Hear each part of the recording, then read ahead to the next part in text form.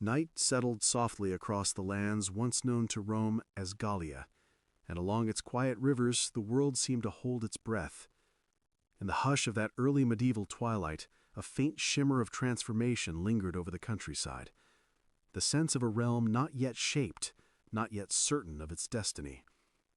Forests stretched in long dark corridors beneath the rising moon, the silhouettes of ancient oak and beech marking boundaries older than memory. And within this landscape, caught between the remnants of an empire and the forming of something new, the first stirrings of a dynasty began to take shape. Nothing in those early centuries announced the future with clarity. There were no proclamations, no chroniclers gathered to carve the events into permanence. Instead, there was only the subtle convergence of shifting tribes, of war chiefs rising and fading, and of a land slowly rearranging itself after the long wait of Roman withdrawal. It was a period in which silence carried meaning, and in which the movements of people across river valleys and low mountains shaped the early outlines of kingdoms. In these borderlands, Frankish groups drifted westward from the Rhine. They were not yet a single entity, but a constellation of related peoples, each guided by its own customs, its own elders, its own understanding of power. Their settlements grew beside fields cleared from thick woodland, and their meeting halls echoed with decisions made in council rather than decree. Leadership came not through crowns or ceremony, but through respect earned in battle and generosity shown in peace. Yet even in these earliest moments, a pattern began to emerge. A subtle consistency in the families who rose to prominence, in the chieftains who held together the fragile unity of their followers. Among these families were those who would later be known as the Merovingians, though this name had not yet taken root in the minds of their contemporaries. Their early presence was marked not by legend, but by steady influence. They possessed a talent for alliance, a capacity to gather smaller groups beneath their banner, and an instinctive awareness of when to fight and when to wait. Their warriors moved through forests once patrolled by Roman scouts, crossing the same rivers where imperial garrisons had stood only a generation before. In their advance lay the slow transformation of Gaul into a realm shaped not by Rome, but by new rulers emerging from the north. The world they encountered was one of overlapping identities. Romanized towns remained scattered across the landscape, their stones still bearing the marks of imperial tools. Local populations clung to a rhythm of life learned over centuries. Law courts, markets, rural estates, and quiet Christian communities guided by bishops who had outlasted political collapse. But beyond the walls of these towns lay an older mode of existence, preserved among the countryside inhabitants. Fields were tended by families who spoke dialects untouched by Latin, who followed traditions never formalized into Roman law, and who looked to local leaders for judgment and protection. In this gentle interplay between these traditions, a new social fabric formed. Frankish leaders married into Gallo-Roman families. Rural populations accepted the authority of emergent chieftains. Bishops, recognizing the shifting balance of power, adapted their roles to the new order. Each step took place quietly, without the need for spectacle, and each step moved the region toward a future it could not yet name. Within this delicate evolution, the early Merovingian figures carved their influence through action rather than proclamation. They strengthened bonds between neighboring clans, commanded loyalty through distribution of spoils, and positioned themselves as intermediaries between Romanized urban elites and the emerging rural powers. Their reputation grew not through mythology, but through the steady accumulation of leadership at a moment when leadership was scarce. Winter gatherings and timber halls bore witness to their rise. Fires lit the carved beams overhead, and men spoke softly of campaigns fought along the rivers Meuse and Scheldt. Messengers traveled between settlements under the pale light of the moon, carrying news of shifting alliances. In the quiet of these gatherings lay the earliest foundations of authority, roots that spread gradually into the soil of northern Gaul. As seasons turned, the influence of these leaders expanded beyond their immediate domain. Their warriors were known for discipline, their councils for prudence, their family lines for continuity. They built trust among communities long accustomed to instability. And though chroniclers of the time rarely recorded their names, their presence was unmistakable in the unfolding structure of power. something enduring was taking shape, not through sudden conquest, but through patient consolidation. No oracle announced their destiny, no prophecy foretold their future, yet the course of Gaul began to bend subtly toward their domain. The Roman world had left behind roads, walls, and memories. The Merovingian world, still unformed, began to gather these remnants into a new order. And in this quiet interval, between collapse and emergence, between what had ended and what was yet to begin, the seeds of a dynasty rested in the shadows of early medieval Europe. For in the stillness of that age, among the forests untouched by axe, the rivers that glimmered beneath starlight, and the settlements where families worked fields unchanged by the centuries, the first chapter of their story was already being written in silence. Dawn rose slowly over the river valleys of northern Gaul, its pale light filtering through drifting mist that clung to the marshes and fields. In this early hour, the land revealed its quiet transformations. Cultivated plots lay beside stretches of untouched forest, and the faint outlines of Roman roads traced paths through landscapes increasingly shaped by new rulers. The patterns of life that emerged in these lands reflected a delicate merging of traditions, a world evolving without haste, guided by steady rhythms and the choices of those who governed it. In the decades following Rome's retreat, the Franks continued their gradual expansion across territories once held by imperial administrators. Their movement was not a single migration, but a series of small, continuous shifts. A settlement established along a favorable bend of the river, a clan relocating near fertile land, a coalition forming for protection or opportunity. Each decision brought them deeper into Gaul and drew them into a closer contact with its long-established populations. Though varied in custom and dialect, these communities faced shared uncertainties. Local leaders sought stability, landowners sought protection, and bishops sought allies capable of preserving peace. Into this environment stepped a generation of Frankish chieftains who learned to navigate its complexities with increasing skill. Their authority rested not only on martial prowess, but on their ability to act as intermediaries between competing interests. They cultivated trust where disorder once reigned, and their influence expanded accordingly. Among these leaders, the line that would become the Merovingian dynasty distinguished itself through subtle yet consistent actions. Their gatherings with Gallo-Roman elites were conducted with careful respect. Their acceptance of certain local customs allowed them to form bonds across cultural boundaries. They recognized that strength alone could not secure long-term loyalty, so they listened, mediated disputes, and provided stability in an age that lacked dependable governance. Every alliance forged in these years laid another stone in the foundation of what would become an early medieval kingdom. Across the countryside, the signs of changing authority appeared in understated ways. A fortified manor, once belonging to a Roman official, now housed a Frankish leader.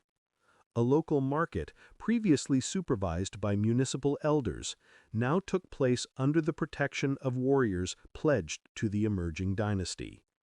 Churches received gifts of land in exchange for prayers and support, allowing the leaders to gain standing within Christian communities. These arrangements were not imposed, but negotiated, reflecting a mutual recognition of necessity. The landscapes themselves echoed this transition. Abandoned Roman estates were gradually reclaimed by local farmers or reoccupied under the oversight of new rulers. Timber halls rose where stone villas had once stood. Settlements clustered near rivers where trade and travel could be maintained, while upland villages continued their ancient rhythms with only slight adaptations. Little by little, the region wove together its Roman heritage and Frankish ascendancy into a tapestry that bore the marks of both. It was during this period that the early Merovingian leaders demonstrated their ability to govern not through spectacle but through presence. They traveled among their followers, convened councils in open meeting fields, and resolved conflicts that threatened to fracture the delicate unity of their people. Their decisions, made before witnesses and with the input of elders, bound communities through shared responsibility. This participatory form of leadership, rooted in Germanic custom, contrasted with the distant authority once exercised by imperial administrators, and contributed to the dynasty's growing legitimacy. As their influence expanded, so did their responsibilities. Raiders from neighboring territories tested their strength. Questions of inheritance required careful negotiation. The delicate balance between pagan traditions and Christian expectations demanded subtlety. These challenges did not diminish their rise. Instead, they provided opportunities to reinforce their authority. Leaders who managed to protect their people, maintain order, and uphold agreements earned reputations that spread far beyond their immediate domains. The Merovingian ascent was also shaped by the geography of northern Gaul. Rivers such as the Scheldt, the Somme, and the Meuse served not only as lifelines for trade, but also as corridors for political expansion. Settlements along these waterways often relied on Frankish protection, giving chieftains leverage to extend their reach. Forests provided resources and refuge, while open plains offered routes for movement. Understanding these landscapes allowed the dynasty's early figures to maneuver with precision, placing their strongholds in strategic locations and linking communities under their influence. Bishops, recognizing the potential of these emerging rulers, began to record their deeds with increasing interest. While the surviving chronicles spare few details, they offer glimpses of leaders who blended firmness with practicality. Their interactions with the clergy were marked by mutual advantage. Churches received patronage and security. Leaders received legitimacy and support from institutions that had endured Rome's decline. This alliance did not erase cultural differences, but it created a framework in which both sides could operate. Through these steady developments, the Merovingians transitioned from regional chieftains to figures whose authority reached across multiple territories. Their leadership style, rooted in personal presence and reinforced by alliances, allowed them to integrate disparate groups under a single influence. They respected the customs of those they led, while introducing practices drawn from their own traditions. Their governance formed a bridge between the fading world of Roman Gaul and the emerging order of the early Middle Ages. As the decades passed, their position grew secure enough to pass from one generation to the next. Continuity of leadership provided a rare sense of stability, and with it came the gradual crystallization of a dynasty. The transition from family leadership to recognized rulership did not occur through abrupt declaration, but through the accumulated weight of decisions, alliances, and the quiet confidence of those who entrusted their futures to these emerging kings. By the time chroniclers began to take greater notice, the Merovingian presence was firmly established. Their authority rested on foundations laid through years of negotiation, adaptation, and steadfast leadership. The land had shaped them as much as they had shaped the land, and together they formed a realm unlike any that had existed before, a world built on patience, resilience, and the slow merging of diverse traditions. In this still unfolding moment, Gaul no longer belonged solely to its Roman past, nor had it fully become the Frankish future that lay ahead. It existed in a state of transition, where each decision carried the potential to guide its destiny. And at the center of this transition stood the leaders whose lineage would define the earliest contours of medieval France. The early decades of the 5th century unfolded gently across the changing landscapes of Gaul, a region where the echoes of Rome's authority lingered faintly but grew softer with each passing season. Towns that had once thrived under the empire's vast administrative reach now relied on the resilience of their inhabitants and the protection of nearby leaders. Roads, built for legions and merchants, endured, though fewer travelers used them, their stones worn by time rather than footsteps.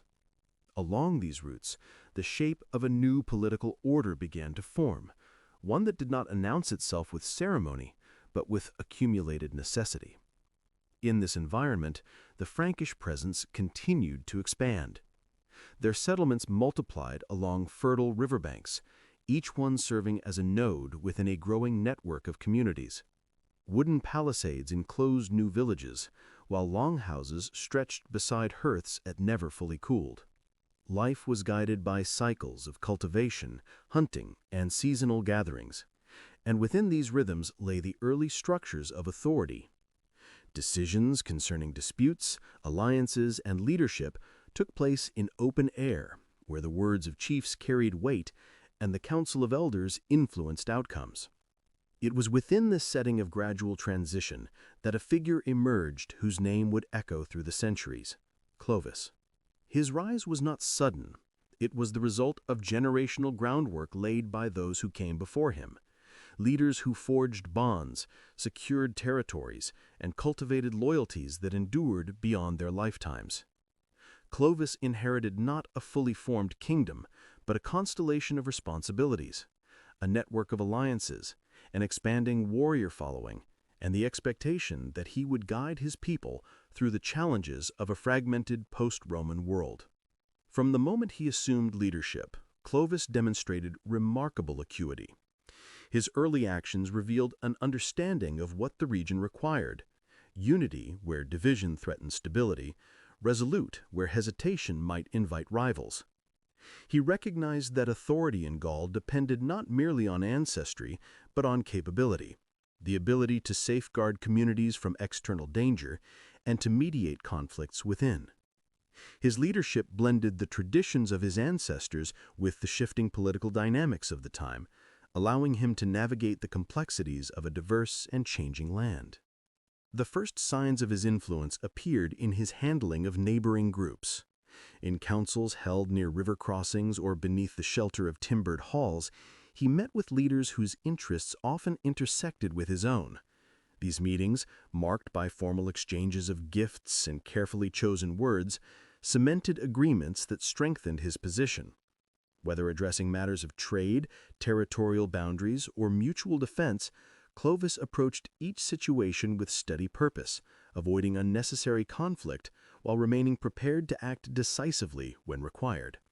The stability he cultivated allowed his following to grow.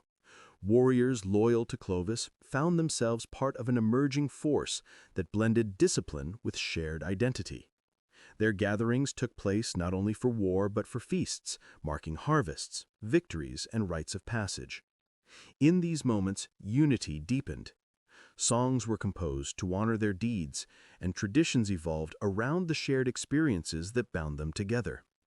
The cohesion of his followers gave Clovis leverage in negotiations and strengthened his position within the broader landscape of Gaul. Yet, Clovis's influence was not limited to his own people. His interactions with Gallo-Roman communities reflected a keen understanding of the region's cultural diversity. The inhabitants of former Roman towns valued continuity, law, and stability, and Clovis recognized this and took steps to respect their expectations. He upheld agreements that protected their rights, collaborated with local officials to resolve disputes, and showed regard for the Christian bishops who held moral authority in many communities. These actions created an atmosphere of cautious trust, allowing him to integrate Romanized populations into his expanding sphere of influence. Relationships with the clergy proved especially significant. Bishops, maintaining connections to distant centers of the Christian world, sought leaders who could provide security for their congregations. Clovis's willingness to engage with them, attend councils, and honor their advice earned him support that extended beyond the boundaries of Frankish territories. This alliance, formed through mutual respect rather than forced adherence, introduced new dimensions to his rule. It linked his authority to institutions that had survived the upheavals of the previous century, providing legitimacy rooted in continuity rather than conquest. As the seasons passed, Clovis began to shift from regional leader to architect of broader unity. The divisions among Frankish groups, once accepted as natural, became obstacles to stability. Clovis approached these challenges with a blend of diplomacy and assertiveness.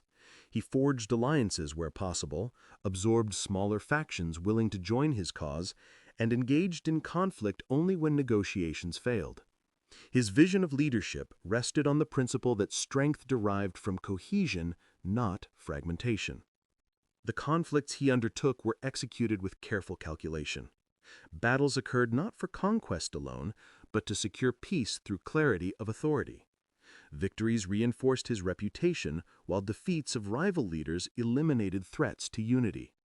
Each campaign reshaped the political geography of northern Gaul, bringing more communities under his guidance. These expansions were steady, deliberate, and grounded in the understanding that a realm's strength depended on its ability to endure beyond the ambitions of a single generation. Under Clovis's leadership, the transformation of Gaul accelerated.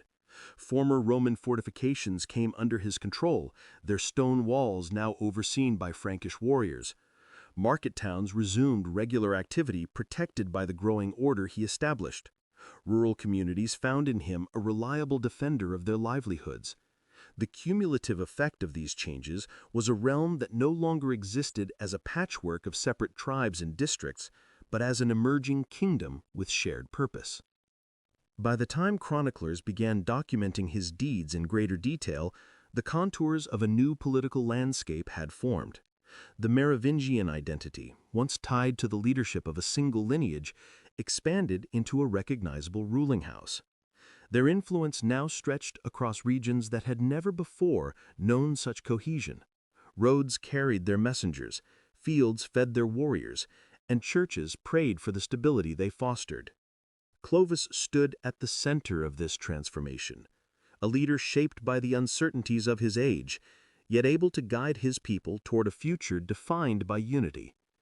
His choices, measured and deliberate, laid the foundation for a dynasty that would dominate the early medieval history of Gaul, and through his leadership, the land itself began to take on a new identity, one that rooted in the merging of traditions, strengthened by alliances, and guided by the steady hand of a king whose influence extended far beyond the boundaries of his time. The kingdom that emerged under Clovis did not materialize fully formed. It grew gradually through decisions shaped by circumstance, negotiation, and the quiet weight of responsibility. In the years following his early consolidation of power, the landscape of Gaul began to reflect his influence in increasingly tangible ways. Roads that had once lain silent under creeping vegetation saw renewed travel. Markets regained their rhythm as merchants ventured between towns with cautious optimism. Above all, the presence of a single recognized authority allowed communities long accustomed to uncertainty to breathe with a newfound steadiness. Clovis continued to weave together the diverse threads of his growing realm. His governance balanced military leadership with diplomatic sensitivity, recognizing that stability required cooperation as much as strength. This approach was evident in his relationships with neighboring territories. Leaders from beyond Frankish domains approached him with proposals for alliances, trade, and mutual defense. In timber halls lit by the glow of firelight, Clovis welcomed delegations bearing regional goods, fine cloth from southern lands, crafted jewelry from river settlements, and preserved foods prepared for long journeys. These exchanges reinforced an emerging political landscape where his kingdom stood not in isolation, but in dynamic interaction with surrounding realms. The cohesion of his internal territories depended on trusted representatives. Clovis appointed local leaders who understood the customs of their communities, entrusting them with the responsibility of maintaining order and ensuring fair distribution of resources. These appointees, drawn from both Frankish and Gallo-Roman backgrounds, formed a network of governance that extended his reach without overwhelming the autonomy of individual regions. Their duties included the collection of dues, the organization of labor for public works, and the administration of justice according to local traditions. Through them, Clovis maintained a delicate balance between central authority and regional identity. This integration was further strengthened by his respect for legal customs. The Frankish concept of law was rooted in personal responsibility and restitution, rather than abstract principles. Offenses were compensated through payment or service, reflecting a worldview that emphasized practical resolution. Yet Clovis recognized that Romanized communities within his realm expected the stability provided by written codes and established judicial processes.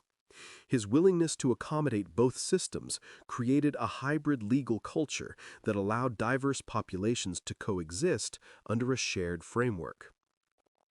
As his realm expanded, religious dynamics grew increasingly important. Christianity had taken root in Gaul long before the rise of the Franks, shaping the moral and administrative life of towns and villages. Bishops commanded respect not only for their spiritual authority, but for their ability to navigate political complexities with steady judgment. Clovis understood their influence and cultivated relations based on cooperation rather than coercion. His interactions with the clergy were measured and attentive, marked by discussions about the welfare of local populations, the protection of church lands, and the maintenance of peace. In time, Clovis's interest in Christianity deepened.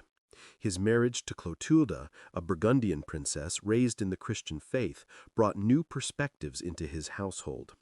Their conversations, held in quiet chambers away from the bustle of court, touched upon matters of belief, ethics, and governance. Clotilde's devotion was steadfast, guided by a conviction that faith could unify disparate peoples through shared values. While Clovis did not immediately embrace her religion, he observed the cohesion it offered, the moral authority it exercised, and the connections it forged across regions. His eventual conversion, marked by baptism in Reims, represented a significant moment in the shaping of his kingdom. Yet it was not simply a symbolic gesture, it was a deliberate step toward aligning his rule with the structures that had endured beyond Rome's fall. The ceremony, conducted by Bishop Remigius, took place with solemn dignity. Witnesses described a quiet gravity as Clovis stepped forward, acknowledging a faith that had taken root among many of his subjects. His baptism signaled more than personal transformation. It marked the beginning of a deeper integration between Frankish leadership and Christian institutions. The effects of this alliance rippled throughout his realm. Churches received renewed support, enabling them to expand their social and administrative roles. Clergy acted as mediators in disputes, advisors in political decisions, and caretakers of charitable works. Their influence provided a stabilizing force that complemented Clovis's authority, helping to unify regions through shared belief and communal practices. The growing relationship between throne and church did not erase pre-existing traditions. Instead, it created a space where diverse customs could coexist within an evolving cultural framework.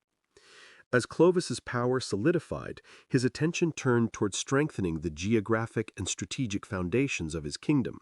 Fortifications were repaired, and new outposts were established along key frontiers. These measures served multiple purposes. They protected trade routes, deterred raids, and demonstrated Clovis's commitment to safeguarding the prosperity of his people. The garrisons stationed at these sites were chosen for their reliability, their familiarity with local terrain, and their ability to uphold order with restraint. The administrative center of his realm, though not fixed in a single location, gravitated towards cities that held historical significance. Places like Paris, Soissons, and Tours played important roles as seasonal residences or sites of major assemblies. Each gathering brought together regional leaders, clergy, and representatives of the monarchy. Discussions ranged from matters of legal reform to the distribution of land among loyal followers. These councils reinforced the sense of collective responsibility that underpinned the kingdom's stability. The passing years revealed the durability of Clovis's achievements. Territories once plagued by persistent conflict found themselves part of a cohesive realm that valued continuity. The alliance between Frankish traditions and Roman administrative practices offered a foundation that could withstand the uncertainties of the age. Fields were cultivated with confidence, trade routes resumed regular operation, and families settled into rhythms supported by predictable governance. Clovis's final years were marked by reflection on the responsibilities he would one day leave to his successors. The kingdom he shaped had grown beyond the expectations of earlier generations, and he understood that its future depended on careful preparation. His decisions regarding inheritance followed customary practices, dividing the realm among his sons while ensuring that each received the resources necessary to govern effectively. Though this practice carried the risk of future fragmentation, it reflected long-standing traditions and respect for family bonds. As he neared the end of his reign, his legacy lay not in monumental declarations, but in the quiet transformation of a land once marked by uncertainty. He had brought unity where division prevailed, stability where disorder threatened, and continuity where memory of Rome's decline had instilled doubt. His leadership bridged the worlds of late antiquity and the early Middle Ages, laying the foundation for a dynasty that would shape the future of Gaul for generations to come. By the time his reign drew to a close, the Merovingian kingdom stood as a testament to the power of steady governance. The land, shaped by rivers, forests, and the enduring resilience of its people, had entered a new chapter, one defined by the legacy of a king whose influence extended far beyond the battles he fought or the laws he upheld. In the calm that followed his passing, the realm awaited the leadership of his heirs, guided by the structures he had carefully built. The sons of Clovis inherited a kingdom shaped by resolve and careful design, yet the weight of that inheritance pressed heavily upon them from the moment they assumed their respective thrones. Though bound by blood and by the memory of a powerful father, each son carried his own vision, his own ambitions, and his own interpretation of what it meant to rule land that stretched from the northern forests to the river valleys of Aquitaine. The quiet unity that Clovis had cultivated now stood upon a precipice, not yet fractured, but tense with the competing currents of different temperaments. In the early months following their father's death, the atmosphere across the realm was one of watchfulness. Courtiers, landholders, and bishops observed the new rulers with measured silence, assessing their approaches to governance. The partition of the kingdom, though customary, created borders drawn not from geography or culture, but from the delicate equilibrium of inheritance. Towns that once looked toward a single authority now adjusted to the rhythms of new courts, each adopting its own administrative character. The eldest son, Theuderic, governed with the steady caution inherited from his Gallo-Roman advisors. He sought stability above all else, emphasizing predictable justice and the careful preservation of existing structures. His realm, rich with vineyards and trade routes, benefited from his calculated restraint. Merchants favored his courts for their reliability, while rural communities found comfort in his willingness to listen to the concerns of small landowners and local leaders. Clodomir, in contrast, possessed a fervor that marked him as a leader born for the tumult of shifting times. His armies, loyal and disciplined, patrolled the borders with vigilance. Though he valued the legacy of his father, he also saw opportunity in the fractured political terrain beyond Frankish borders. His envoys ventured into neighboring kingdoms in pursuit of advantageous alliances, and his warriors trained with a relentless precision that left neighboring rulers wary of provoking conflict. Childebert, ruling the western lands, brought a more contemplative tone to leadership. His court became a gathering place for scholars, clerics, and artisans seeking patronage. Churches flourished under his rule, supported by his keen interest in the theological philosophy circulating through Gaul. He listened with equal attention to monks from distant monasteries and to urban clergy who carried with them echoes of Rome's scholarly traditions. His reign offered fertile ground for cultural and spiritual refinement, weaving intellectual life into the fabric of governance. The youngest, Clotaire, held territories interwoven through the heart of Frankish lands. Ambitious and pragmatic, he navigated political currents with an instinct sharpened by the examples of his elder brothers. He sought neither open conflict nor passive rule. Instead, he cultivated influence quietly, forming bonds with powerful noble families and forging alliances through strategic marriages. His realm became a crossroads of negotiation where the ambitions of others found direction or resistance at his discretion. Though the brothers ruled separately, the memory of their father placed upon them an unspoken expectation to preserve the stability he had forged. For a time, this sense of obligation held strong. Envoys traveled between courts to resolve disputes, share judgments, and coordinate responses to external threats. Assemblies convened at agreed-upon locations where each son presided with the dignity expected of his lineage. The bishops who had advised their father continued to act as mediators, voicing appeals for unity grounded in both political necessity and spiritual duty.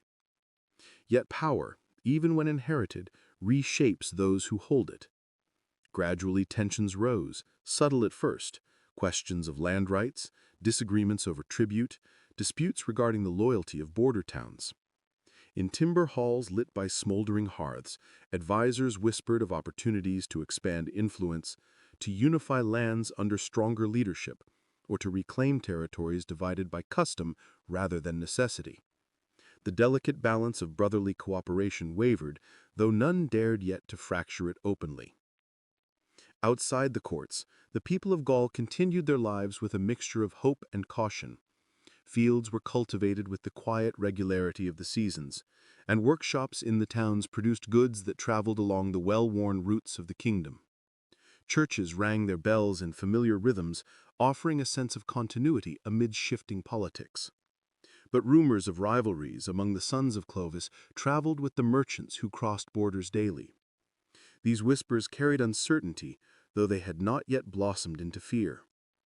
Within this landscape, the memory of Clovis endured not as a distant legend, but as a presence invoked during negotiations, invoked in oaths of loyalty, even in moments of dispute. His name was spoken with a mixture of reverence and expectation, a reminder that the kingdom he had shaped could not be sustained by strength alone, but required discernment and restraint.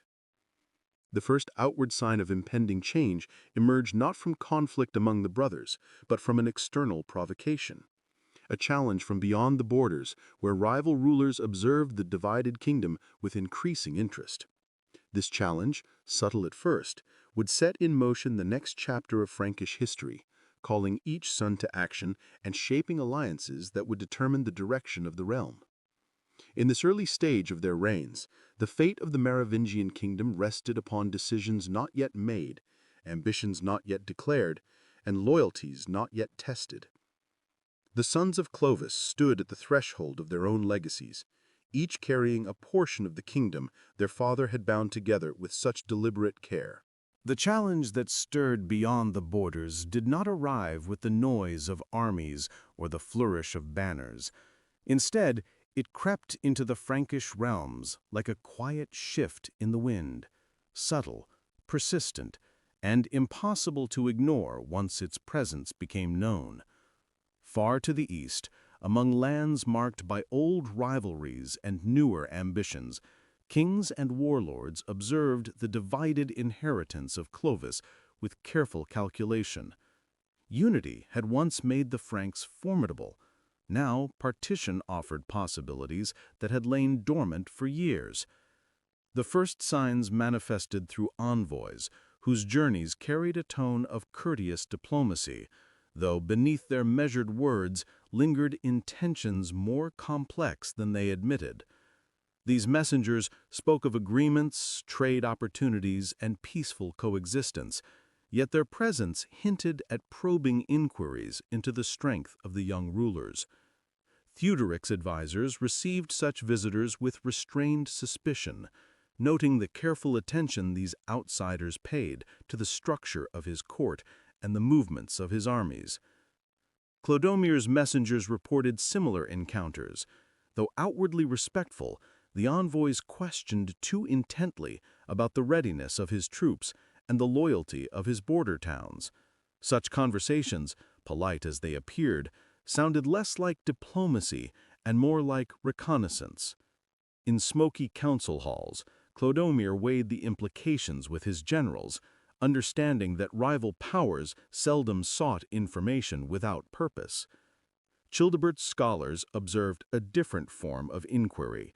Letters arrived from learned churchmen beyond the Frankish borders, filled with theological discussions, yet interwoven with subtle references to political matters. These letters, carried by monks who moved freely among kingdoms, revealed an intellectual curiosity that extended well beyond doctrine. Childebert responded with elegance, yet he recognized the pattern. Foreign courts were taking a quiet census of Merovingian strength. The tension grew more pronounced when traders traveling from the eastern markets whispered of alliances forming among kingdoms once too fractured to coordinate. These alliances, though still informal, shared a common theme, a desire to test the resolve of the four brothers. Rumors suggested that some border rulers believed the sons of Clovis lacked the cohesion their father had imposed. These whispers spread across market stalls, through caravan routes, and into the ears of Frankish merchants who carried them home like unwelcome burdens. Clotaire, ever attentive to the subtleties of power, sensed the shifting currents with particular clarity. His realm, interlocking with those of his brothers, served as a crossroads for news that arrived from all directions. He convened councils in the quiet hours of dawn, listening as seasoned nobles recounted disturbances near the borderlands. Small conflicts, no more than raids or disputes over grazing rights, began to increase in frequency. These disturbances were not yet coordinated, but their timing suggested something more than coincidence. The bishops who had guided Clovis perceived these developments with a mixture of concern and solemn duty. In their correspondence with one another, they warned that disunity invited opportunity. Though they refrained from offering political prescriptions, they encouraged cooperation among the brothers, reminding them of the fragile balance upon which peace depended. Their words carried weight, yet each ruler interpreted them through his own lens. In the midst of this growing uncertainty, a meeting was proposed, an assembly of the four brothers at a neutral site near the banks of a slow-moving river, where old Roman stones still marked the ruins of a forgotten outpost. The suggestion came not from one ruler, but emerged from a convergence of necessity voiced quietly among their advisors. Theuderic agreed readily, valuing coordination over isolation. Childebert saw an opportunity to reaffirm bonds. Clodomir approached the meeting with determination, prepared to advocate for decisive action if needed. Clotaire, though cautious, recognized that refusing such a gathering would only heighten suspicion. When the day of the assembly arrived, the air hung heavy with early morning mist. The ruins, softened by time and draped in creeping ivy, offered a fitting stage for conversations that weighed the future of the realm. Each brother arrived with his retinue, their banners fluttering gently in the muted light. Though the meeting was framed as a cooperative dialogue, the presence of so many armed guards reflected unspoken understanding. Unity required vigilance. The discussions began with a calm exchange of reports, border raids, foreign envoys, shifting alliances among neighboring tribes. Each ruler contributed, acknowledging the patterns they had observed. Theuderic described diplomatic overtures with a measured tone, noting that the inquiries felt more like tests than genuine proposals. Clodomir emphasized the increased activity near the eastern frontiers, insisting it was a prelude to something greater. Childebert, with the reflective patience characteristic of his rule, shared letters hinting at theological debate but tinged with political curiosity. Clotaire, listening with careful attentiveness, confirmed that traders had brought similar news from the south. As they spoke, the brothers felt the formation of a shared realization. Though their realms were separate, their challenges converged. The kingdom divided among them might appear fractured from afar, but the threats looming beyond its borders did not distinguish between its individual rulers. Foreign powers saw them not as four kings, but as pieces of a single inheritance, vulnerable if left uncoordinated. The conversation slowly turned towards strategy. Though none wished to impose authority over the others, they recognized the necessity of presenting a united front. They discussed coordinated patrols along strategic borderlands, the exchange of envoys to monitor diplomatic developments, and the possibility of shared councils during times of crisis. These proposals, though modest, laid the groundwork for cooperation that extended beyond familial duty. Still, beneath the calm deliberation, subtle tension lingered. Each brother understood that unity carried implications for their own ambitions. Cooperation required trust, yet trust among rulers, even brothers, was a delicate commodity. While they reached agreements on matters of immediate concern, deeper questions remained unaddressed. How far would each go to maintain unity? How deeply did each prioritize the welfare of the realm over personal gain? Such questions hung in the air, unspoken but present. As the meeting concluded, the brothers parted with outward signs of reconciliation. Their respective entourages dispersed along separate paths, moving through the mist as though returning to their individual worlds. Yet something had shifted. The sons of Clovis no longer observed foreign movements in isolation. They now understood themselves as participants in a shared narrative. The quiet challenge from beyond their borders had woven them once more into a single thread, though not yet tightly enough to withstand the strains still to come. And in the lands beyond their sight, rival rulers adjusted their plans accordingly. The Merovingians, though divided, had revealed a capacity for collective resolve. Whether this resolve would endure remained uncertain, but for the moment, it carried the weight of promise. The threat that stirred through the borderlands did not wait for the sons of Clovis to finish their deliberations. Even as the brothers dispersed from their riverside council, the winds that swept across the Frankish realms carried faint echoes of motion, quiet movements among distant allies, shifting loyalties, and decisions made in hidden chambers far from the scrutiny of Frankish eyes. The storm that had been gathering beyond their borders now found shape, driven by ambition, resentment, and opportunity. It began in the east, where old rivalries lingered among tribes that had clashed with the Franks long before Clovis forged his kingdom. These tribes, divided by their own disputes, had never been able to mount a sustained challenge. But now, watching the Frankish inheritance fractured among four rulers, they sensed a chance to press against the seams of division. Small bands tested frontier defenses, raids too subtle to be called war, yet too persistent to ignore.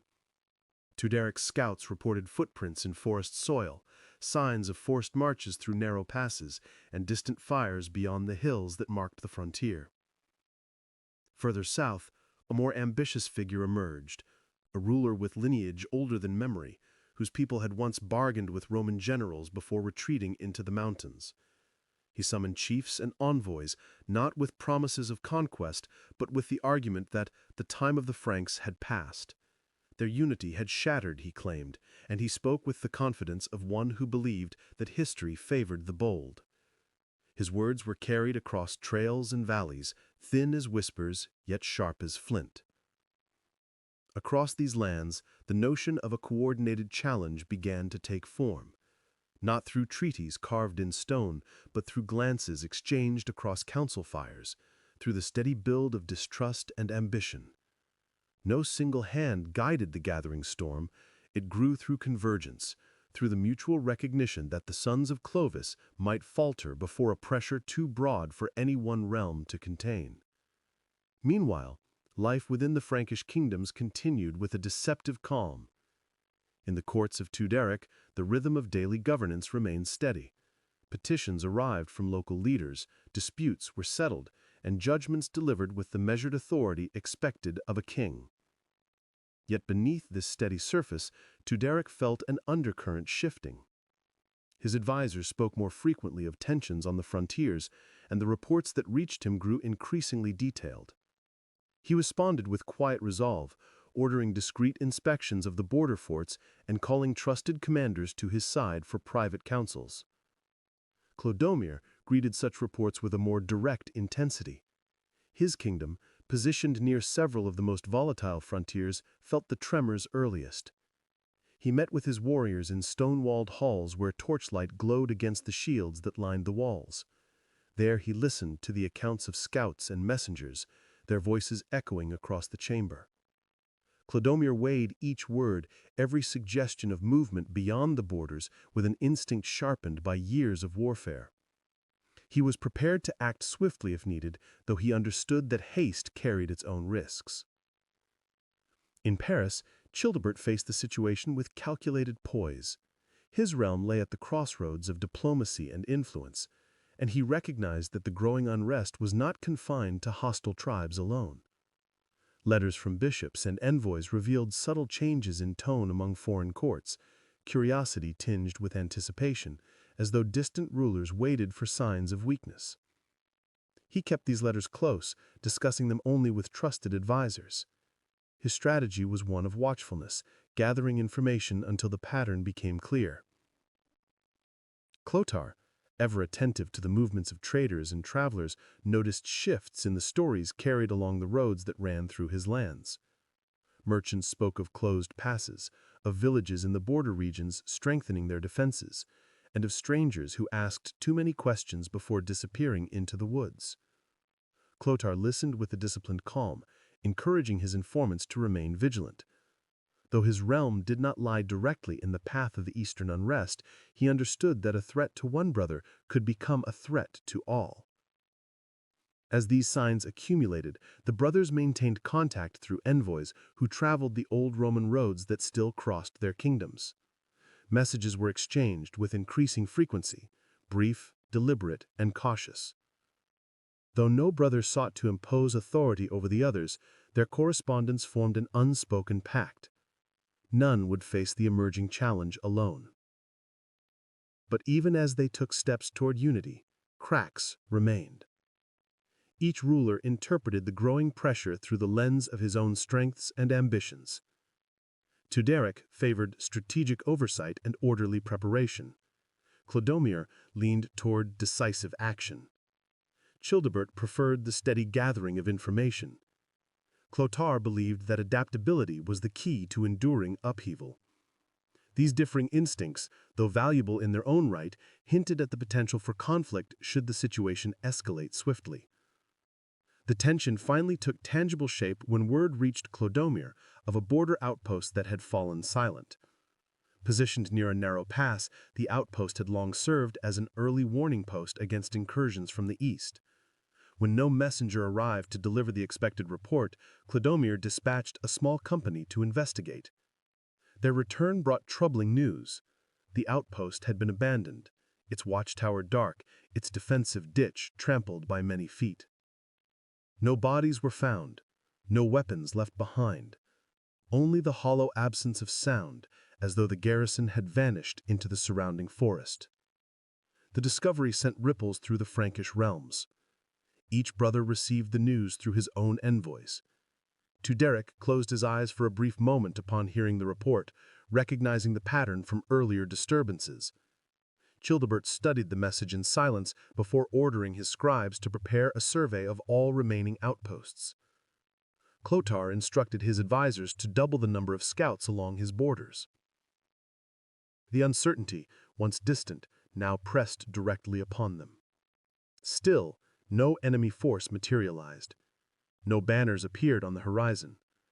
The threat advanced not as an army marching in unison, but as a shadow spreading across the edges of the Frankish world, subtle, patient, and waiting for the moment when hesitation would become vulnerability. And far beyond the immediate borders, in the lands where the challenge had first been whispered, decisions continued to take shape. Leaders debated whether to move quickly or cautiously, whether the sons of Clovis had grown strong enough to resist or weak enough to collapse. The future hinged on their calculations, and on the brothers' ability to withstand what none of them could yet see clearly. The stage was set, the pressure was building, and the conflict that would test the unity of the Merovingian heirs was slowly taking form, gathering strength like a fire concealed beneath ash. Hidden, but growing. The silence that followed the disappearance of the eastern outpost did not bring calm. It settled instead like a veil drawn over uncertain ground, masking the movements beneath it. The Frankish kingdoms, though still outwardly stable, now sensed the quiet shift in the order of things.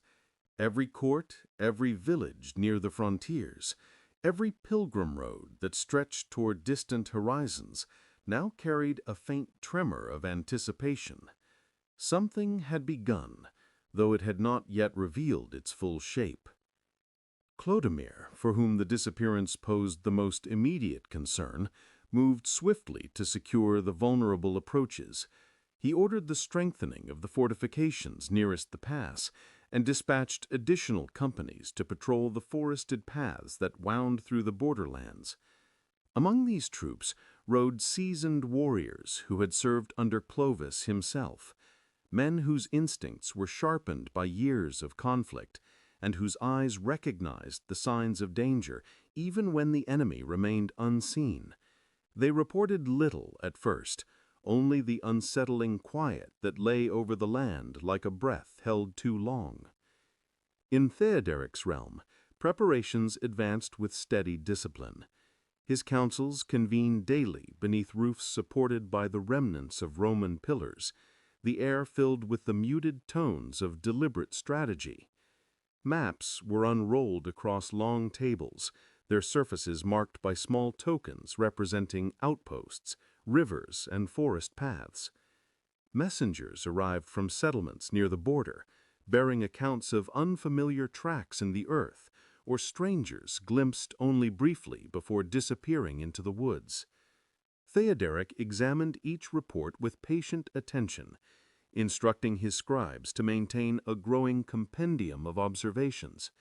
An archive meant not for conjecture, but for clarity. Childebert approached the situation with a blend of caution and insight. His court, accustomed to measured debate, became a place where clerics and advisors exchanged interpretations of the unfolding events. Some viewed the signs as a precursor to a coordinated invasion.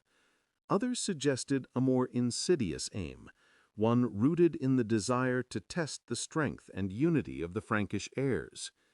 Childebert weighed these perspectives, mindful that understanding the intent of the threat was as vital as preparing for its force. He sent discreet envoys to neighboring kingdoms, their task to listen more than to speak, gathering hints of alliances or grievances that might shape the movements along the eastern frontier. Clothar, positioned at the convergence of several trade routes, found himself uniquely situated to gather information from travelers whose paths crossed his lands. Merchants arriving from distant markets spoke of unusual gatherings among tribes that had long remained fractured. They described fires on hilltops, not ceremonial, but indicative of signals exchanged across distances. Hunters returning from the outer forests spoke of hearing distant horn blasts at night, too faint to interpret, yet too regular to dismiss as coincidence.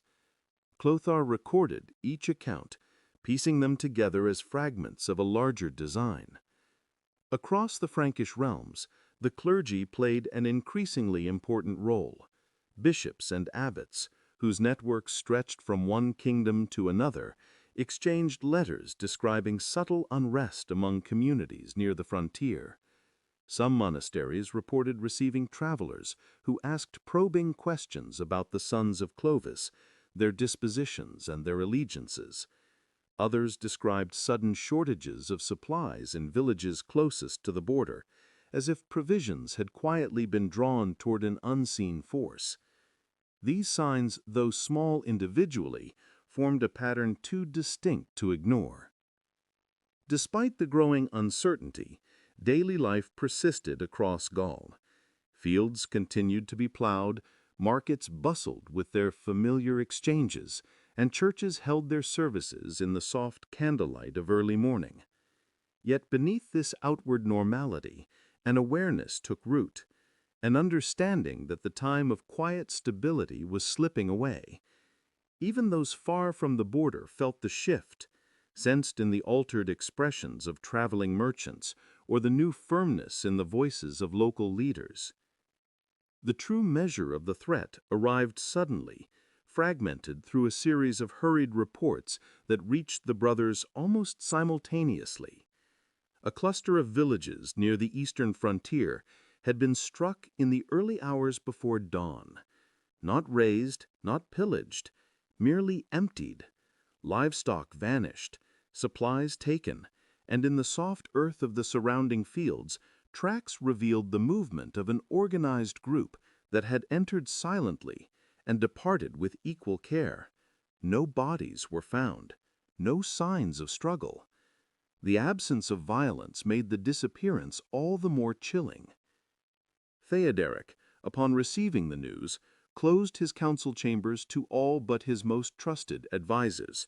He traced the path of the raiders along the map before him, noting the precision of their movements. These were not opportunistic marauders. They operated with a discipline that suggested planning and coordination.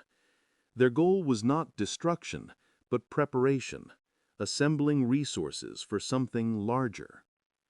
Clodomir reacted with swift determination.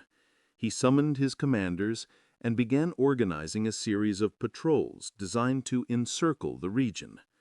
Though he avoided declaring open conflict, the weight of his preparations made his intent unmistakable. If the threat sought to expand further into Frankish territory, it would meet resistance long before reaching the heart of his lands. Childebert analyzed the broader implications of the raids. He recognized that the strategy behind them mirrored the tactics used by certain eastern tribes decades earlier. Probing movements meant to test boundaries, identify weaknesses, and sow uncertainty. He authorized the strengthening of garrisons along vulnerable points and dispatched envoys to Theoderic and Clodomir, urging a coordinated response.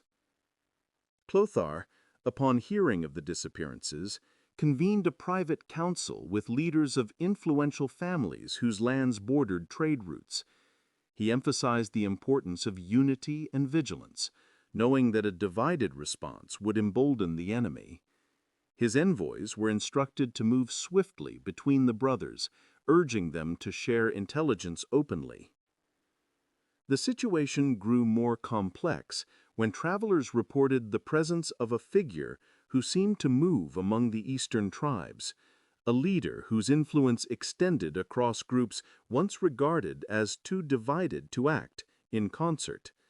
Though his identity remained unclear, his emergence intensified speculation among the Frankish advisors. Some believed he sought to exploit the absence of a dominant single ruler among the sons of Clovis. Others thought he aimed to provoke conflict among them, weakening their combined strength. As the brothers deliberated, the forests along the frontier remained unnervingly still. Birds that typically filled the air with their calls at dawn grew quiet, as though sensing the tension below the canopy. The rivers that wound through the borderlands flowed in their usual course, yet those who lived near them claimed the water carried an unfamiliar heaviness, reflecting the unease that permeated the land. Though no battle had yet been fought, the conflict had already begun. It advanced through the disappearance of outposts, the emptying of villages, and the growing uncertainty that stretched across the interconnected realms. The four brothers, each with his own strengths and limitations, now stood on the threshold of a test that would demand more than force. It would require cooperation rooted in trust, restraint, and the legacy of the father whose kingdom they had inherited. The shadows along the border lengthened with each passing day, their shape still uncertain, but unmistakably moving closer. The borderlands no longer held the illusion of calm. By the time the first autumn winds swept across the forests, the eastern frontier had transformed into a region poised between vigilance and unrest. Smoke from distant hearths drifted upward in thin strands, carrying with it the quiet tension that had settled across the Frankish realms. Villages reinforced their wooden palisades. Watchmen stood longer shifts atop hilltop towers, and families, once secure in the rhythm of their daily lives, listened for sounds in the night that did not belong to the wind. Theuderic acted first. From his court, where Roman stone met Frankish timber, he issued instructions for a coordinated network of scouts. They moved through the forests with purposeful silence, trained to observe more than to engage. Their reports, gathered in the evenings by lamplight, spoke of movements too organized to be dismissed as wandering bands. Trails that had once been used sparsely for hunters now bore the markings of repeated passage. Cut branches, unusually deep footprints, and signs of temporary camps revealed an unseen presence moving steadily westward. Clodomir Advathiad, Clodomir, already poised for decisive action, strengthened his forward positions. Wooden ramparts were raised to greater height, and ditches deepened. At his command, companies of warriors began controlled rotations along the frontier, always present, yet never predictable. Beneath the rhythmic beat of their marching, however, lay a sharpening edge. These men, hardened by years of service, felt the approach of conflict in their bones. Their king's urgency was not lost on them. Meanwhile, Childebert received word from an envoy sent east months earlier. The messenger's voice carried a strain of weary urgency as he described councils among tribes that had not met in living memory. Fires lit on ridges, messages exchanged by runners who traveled swiftly under cover of darkness, and most unsettling of all, murmurs of a single figure guiding these disparate groups toward a common purpose. Though the envoy had not seen this figure directly, he spoke of the influence the figure wielded, an influence powerful enough to draw uneasy alliances from long-feuding peoples. In Clotare's realm, tension filtered into the crossroads towns that connected the Frankish kingdoms. Travelers arriving from the east brought rumors that shifted with every recounting, yet shared a consistent theme. Something was gathering. Not an army in the traditional sense, but a convergence, a spreading force bound not by banners, but by shared intent. Merchants lowered their voices when describing distant fires on the horizon. Caravans from far-reaching territories shortened their routes, unwilling to cross certain border paths they had traveled for generations. The four brothers communicated frequently, their envoys moving along roads that had once carried nothing more urgent than trade goods or seasonal messages. Now those routes bore the weight of strategy, concern, and the growing realization that the threat could no longer be contained by mere watchfulness. The question was no longer whether something stirred beyond their borders. It was how deeply it had already taken root. For all their preparations, the enemy remained elusive.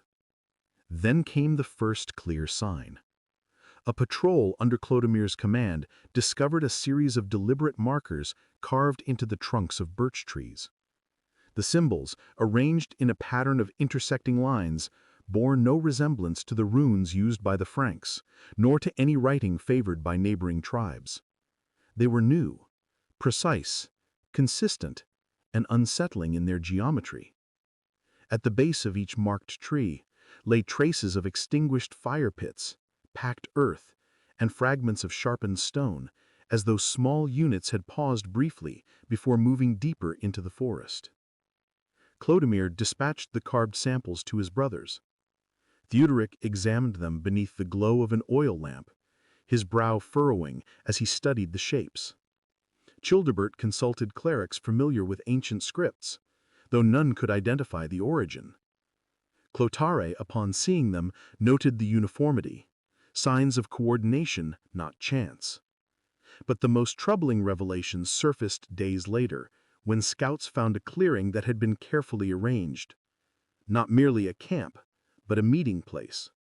Stones formed a rough ring, and at its center lay charred remains of a large fire.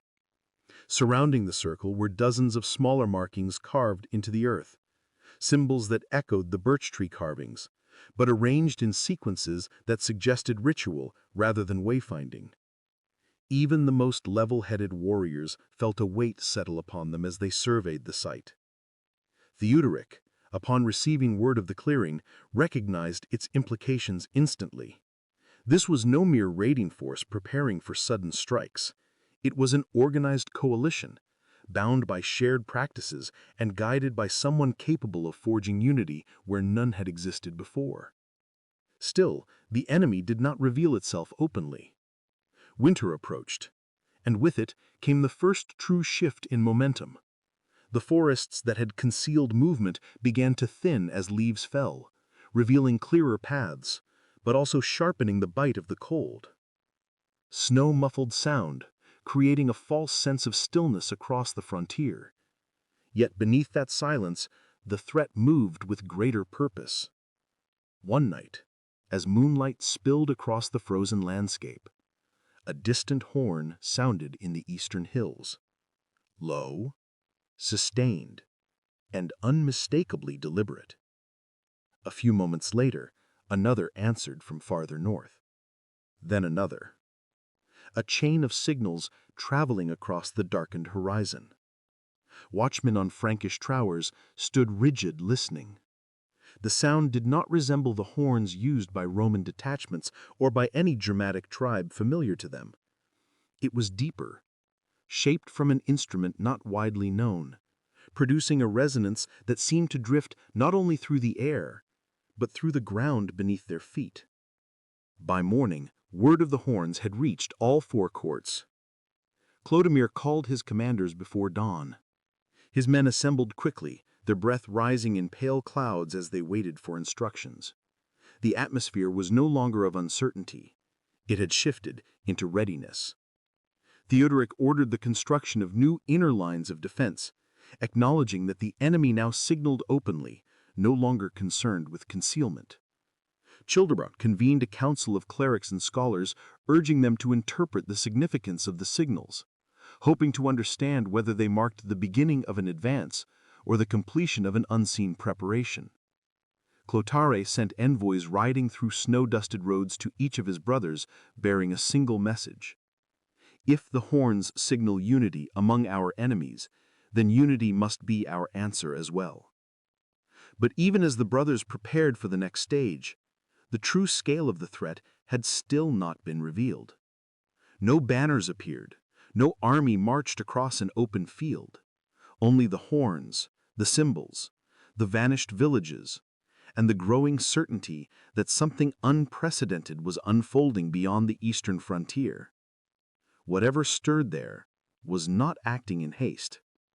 It was building, watching, waiting for the moment when the land would shift in its favor. The tension that had gathered through seasons of quiet unease now reached its culmination. The eastern frontier, long marked by subtle movements, vanished villages, and untraceable signals, transformed into a theater of deliberate action. The forces that had remained unseen were no longer content to remain hidden. Their presence revealed itself slowly, like shadows rising at twilight, testing boundaries, measuring the resolve of those who would oppose them. Clodomir moved first. His forces, seasoned and alert, advanced cautiously into the borderlands. Scouts reported signs of occupation in previously abandoned settlements, and the pattern of movement revealed a clear strategy. the enemy sought not immediate confrontation, but to assert control over critical passages and high ground. Each outpost reclaimed, each ridge surveyed, provided information that Clodomir relayed to his brothers. Coordination became essential. The sons of Clovis realized that the fragmented kingdom of their inheritance could only survive through collective action. Theuderic, ever methodical, mobilized the garrisons along rivers and roads, fortifying key points and establishing secure lines of communication between his realms and those of his brothers. Messages were dispatched along the old Roman routes, carrying precise instructions and careful observations. Even as his soldiers trained with renewed rigor, he emphasized intelligence and observation, understanding that the unknown force they faced was deliberate in both its concealment and its ambition. Childebert, whose court had long been a hub of scholarly and clerical insight, sought to interpret the movements of the unseen leader who now guided the Eastern coalition. Monks, scribes, and scholars pored over ancient texts, comparing symbols found at the birch trees and ritual clearings with records of forgotten rites and tribal customs. Though certainty eluded them, patterns emerged. The invaders were not merely marauders, but possessed an organized, almost ritualized discipline that suggested purpose beyond immediate conquest. Clotaire, stationed at the central crossroads of Frankish lands, coordinated with local leaders to ensure that supply lines remained secure and that communication between the brothers' realms flowed uninterrupted. His messengers, skilled and swift, became the lifeblood of information, bridging distances and keeping the four rulers aligned in purpose. Despite this growing coordination, the nature of the threat remained disquieting. Villages reported further disappearances, and once familiar forests concealed movements that defied easy understanding. The enemy appeared to manipulate terrain, weather, and perception, striking with precision only to vanish again. The sense of a deliberate orchestration haunted every observation, every decision, every gathering of the Frankish leaders. Then, as winter deepened, the first confrontation unfolded, not as a pitched battle across open fields, but as a sequence of carefully orchestrated maneuvers. Columns of riders and foot soldiers, moving in concert yet unseen, challenged the Frankish garrisons at remote passes. Skirmishes erupted in narrow valleys and dense woods where visibility was limited, and advantage came not from numbers alone, but from knowledge of the land and anticipation of the enemy's intent. Casualties were few, but the psychological effect was profound. The Franks were now aware that their opponent was capable of control, patience, and foresight beyond that of a conventional army. In response, the four brothers convened once more, this time not in distant ruins, but in a fortified central hall where they could plan openly and jointly. The sense of urgency was palpable. Theuderic emphasized strategic deployment and intelligence gathering. Clodomir called for proactive engagement along the most threatened borders. Childebert recommended careful monitoring of movements and the preservation of morale among civilian populations. Clotaire proposed rapid communication networks to ensure coordination across all fronts. Together, their combined wisdom created a strategy capable of countering the subtle, pervasive threat, though the challenge remained formidable. Over the following weeks, the Frankish forces advanced with deliberate caution. They strengthened vulnerable positions, intercepted scattered bands of raiders, and gradually reclaimed villages that had been abandoned or threatened. Yet even in success, the mysterious leader of the Eastern Coalition remained elusive. Their strategy appeared designed to test and probe rather than overwhelm, revealing only enough to provoke response, never enough to be fully confronted. Through this prolonged vigilance, the sons of Clovis learned lessons that would shape their legacy. They understood that unity, patience, and insight could counter an enemy who relied not solely on brute force, but on precision, observation, and discipline. The threats they faced revealed the necessity of cooperation, not as a formality of blood or tradition, but as a practical, living principle that ensured the survival of both their people and their realm. In the end, the Eastern challenge did not collapse under a single battle, nor did it force the Franks into desperate flight. Instead, it was met with calculated resilience. Theirs was a victory of endurance, of measured response, and of the slow but inexorable assertion of control over a land that had once been divided.